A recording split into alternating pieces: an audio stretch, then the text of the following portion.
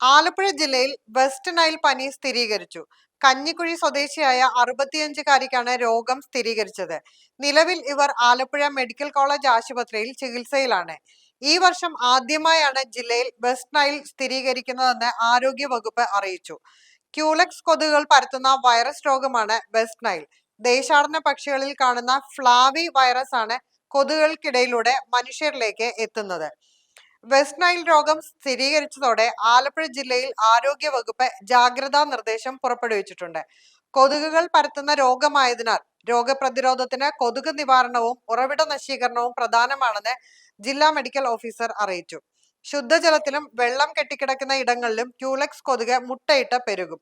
വീടും പരിസരവും വൃത്തിയായി സൂക്ഷിക്കുകയും വെള്ളം കെട്ടി നിൽക്കാതെ ശ്രദ്ധിക്കുകയും വേണം. പനിയോ മറ്റ് രോഗലക്ഷണങ്ങളോ ഉണ്ടെങ്കിൽ ഉടൻ ചികിത്സ തേടണമെന്നും ജില്ലാ മെഡിക്കൽ ഓഫീസർ അറിയിച്ചു. തലവേദന, പനി, പേശിവേദന, തലചുറ്റൽ, ഓർമ്മ നഷ്ടപ്പെടൽ എന്നിവയാണ് രോഗലക്ഷണങ്ങൾ. പക്ഷെ രോഗബാധയുണ്ടായ ഭൂരിഭാഗം പേരിലും രോഗലക്ഷണങ്ങൾ പ്രകടമാകാറില്ല. ചിലർക്ക് പനി, തലവേദന, ഛർദി, ചൊറിച്ചിൽ തുടങ്ങിയ ലക്ഷണങ്ങൾ കാണാം. ഈ ലക്ഷണങ്ങൾ കണ്ടാൽ താമസിയാതെ തന്നെ ചികിത്സ തേടണം. 1% ആളുകളിൽ തലച്ചോറിനെ ബാധിക്കുന്നത് മൂലം ബോധക്ഷയവും ചിലപ്പോൾ മരണം വരെയും സംഭവിക്കാം.